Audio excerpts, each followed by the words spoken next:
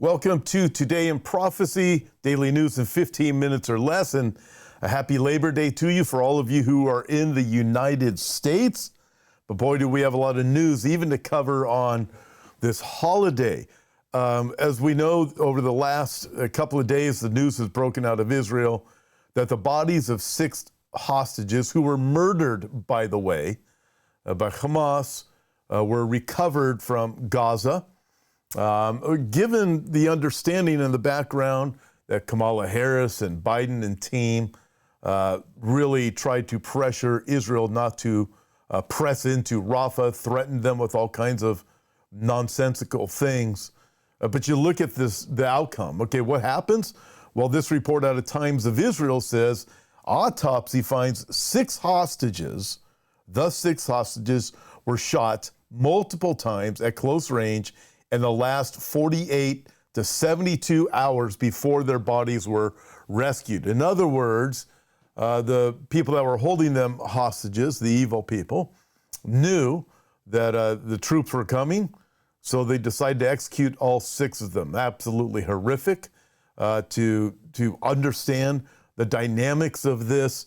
And but moving on from that, we look at this, and what's Biden have to say about it? Well, Biden, from Beach Vacation, says, I worked tirelessly to bring Hirsch home. So let's see, how did Biden work tirelessly to bring Hirsch home? Hirsch, of course, is the American hostage. And as we all know, the United States didn't do anything. So what did he actually do? Again, puts pressure on Israel to withdraw from Gaza. That didn't work. Was that part of working tirelessly to bring Hirsch home? And then we have the case that was reported just recently, where you look at what was going on between Amos Hochstein, the Israeli, who worked as a liaison between the Biden administration and Hezbollah in Lebanon, and basically said, hey, if you don't push into Rafah, then we can get the hostages back and Hezbollah will stop firing their rockets in the north part of Israel every day. In other words, the United States could get all of this to go away if you guys over in Israel would just, capitulate to whatever it is that we demand.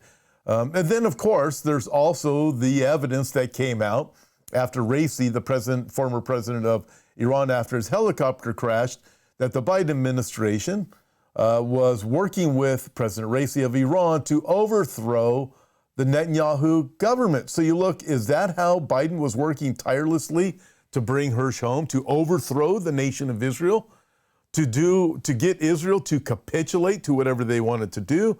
And then, of course, don't forget that Kamala Harris said not too long ago that she would consider an arms embargo or just an embargo against the nation of Israel. So you start looking at these things and you're going, is this the kind of work that has been done tirelessly to bring Hirsch home? Listen, I look at this and think, what would be the different outcome of all of this if Trump had been president? Would October 7th have ever even happened? I'm pretty sure that the U.S. would have been, if it did, which I don't think it would have, but if it did, I'm pretty confident that the U.S. troops would have been in there with Israel and Gaza would have been dealt with already. But no, Israel is basically, looks like it's been abandoned or on the way to being abandoned by the United States. And then, of course, the Jerusalem Post, execution of hostages is reason to stand firm on the Philadelphia corridor, Netanyahu says. So when you look at this, what do you think is going to happen when you see something like this and you have your people that are being executed, they're hostages, they were murdered, regardless of what the mainstream media wants to tell you. I saw reports coming from CNN said these hostages died. They were murdered. They can't say what really happened. They don't want to report it. They were murdered by these Hamas evil terrorists. So this is what Israel's dealing with. Then we move on from that news. Check this out. Whole different subject. Elon Musk's Starlink defies order to block X in Brazil. So what is that all about? Well, quite interesting. Brazil is saying, hey, you cannot have X here in Brazil anymore. Nope, not going to happen. You're censored in Brazil. You're not going to be able to operate in Brazil. So we already know the whole story behind Telegram and what happened to the CEO of Telegram. Well, Musk said, you know what? I'm not blocking X in Brazil. Put all the pressure on me that you want. But check this out.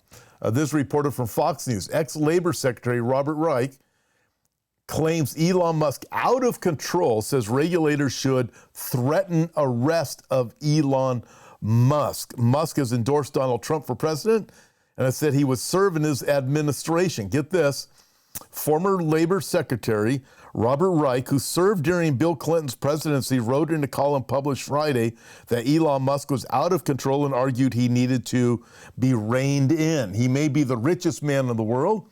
He may own one of the world's most influential social media platforms, but that doesn't mean we're powerless to stop him, he wrote, including a list of 6 things that people could do to rein in Musk. After Musk purchased Twitter in 2022, now known as X, Reich deemed the purchase dangerous nonsense.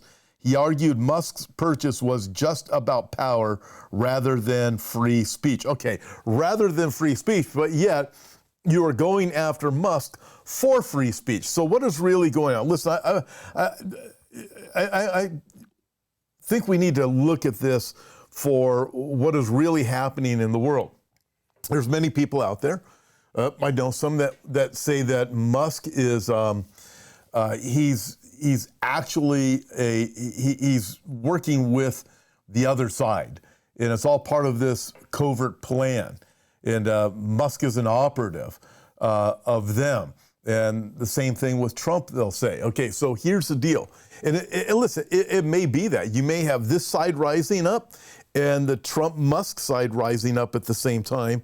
It could be like a Hegelian dialectic, but I can tell you this much. Even if that's what it is, what you do have is the end of free speech is coming. And I would caution you, no matter what side you are on, to recognize we are staring at the gun of the end of free speech, and they want to eliminate it. The narrative must be controlled. If you look back to the days of Hitler, what did he have to do? Have Joseph Goebbels to control the narrative. That is what's happening. It's being done on social media. We all know that. We've witnessed it.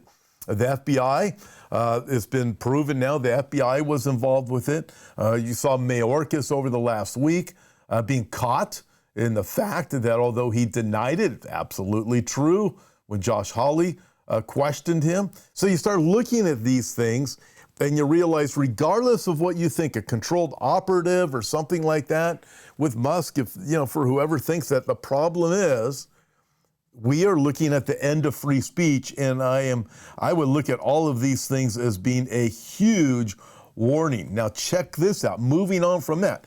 So you see the first story, what's going on with Israel? Listen, it's not a coincidence that all of these things are happening at the same time.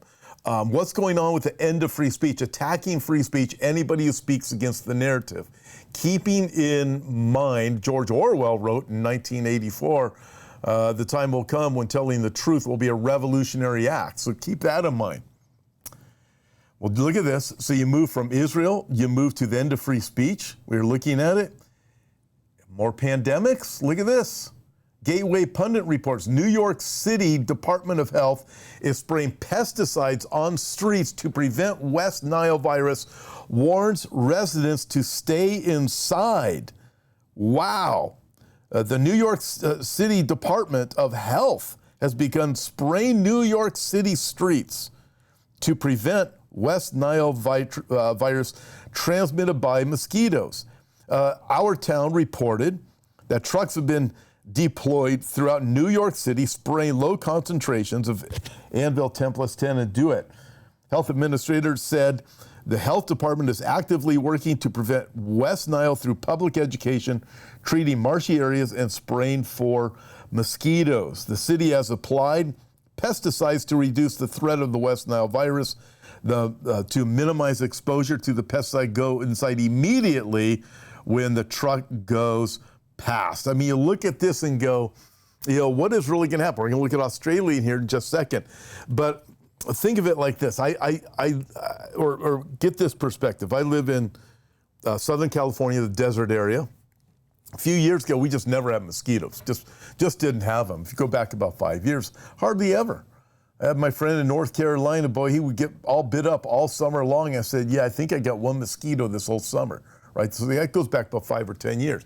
And then we find out that Bill Gates and his friends have been doing this experimental mosquito thing to combat the bad mosquitoes. And suddenly we seem to have an increasing mosquito problem to the point where I even saw a warning for Los Angeles just the other day. Call this number if you got a mosquito problem in the Los Angeles area. You know, fortunately, I'm 2 hours outside of Los Angeles, but what is really going on with this? Was it something that Bill Gates is working on? Kind of interesting, isn't it? I mean, if you start looking at the PC, you know, the personal computer that Bill Gates invents, or a word, I should say.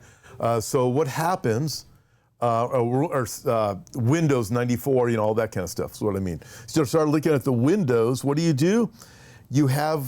You install it, then you give viruses, right? This is all regarding electronics, regarding computers. You get viruses, then you have to get an update to get rid of the virus problem. Then you got to add this to get rid of another virus problem. Then you got to add this to get, and you go, wow, this is kind of the same thing that seems to be happening with everything Bill Gates is involved in. It seems to be a pattern. You figured out how to do it on computers, and now we seem to be living it. By the way, everybody, September 8th, we're going to be at 412 Church in Temecula. This is exciting. We were going to be at Rice Church, but now we've been able to move it to 412 Church Temecula. They're in their new building. It's this coming Sunday. Join us in person, live and in person, 5 p.m. The info is at hopeforourtimes.com. Just click on the events. I can't wait to see you guys and meet there. Listen, this is the first time being in church like this on a Sunday night in a long time. I'm really excited. John Haller's going to be my guest joining me. Again, that's this Sunday night, 5 p.m. on the West Coast. If you're in Southern California, coming from San Diego, from Riverside County, from Orange County, hey, come on out and join us. It's going to be a fantastic time. It's myself and John Haller. We're going to be doing a prophecy update live and in person, 412 Church in Temecula, their brand new building. Man, it is exciting. So hope to meet you there. All right, last story. Check this out. Australia, the plan for future pandemics is not large-scale lockdowns, but targeted, individualized surveillance, quarantines, and mandates. Well, isn't this interesting? Due to the infrastructure being implemented under the digital ID framework in Australia, the next pandemic will not likely result in long-term, large-scale lockdowns, but rather targeted surveillance, lockdowns, and compliance orders. So I'm just guessing how this is going to work out. Just guessing. Well, plus I've read my Bible, so I know how eventually it's going to work out, but I'm just guessing it's going to go something like this. If you don't comply, everybody's going to have a digital ID, and you won't be able to buy this, you won't be able to shop there. We already experienced it to one level or another with this last round. But think of it like this. I've said it, some of my colleagues and friends have said it, over the last 4.5, 5 years, what they figured out is what worked and what doesn't work.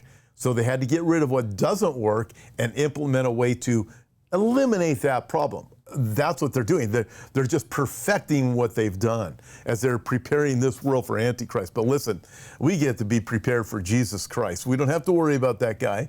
Jesus is calling us home. You don't have to worry about Antichrist. Don't worry about any of these things. Our hope is in the Lord Jesus Christ. He forgives us of our sins, and he's coming again. Hey, again, join me live, Prophecy Update, 5 o'clock p.m. You don't have to register in advance. It's free to attend, all of those things. Coming out September 8th, this Sunday evening, 412 Church in Temecula. It's going to be great. John Haller and myself, live Prophecy Update. Hope to meet you guys there. God bless you. See you tomorrow. See you Tuesday.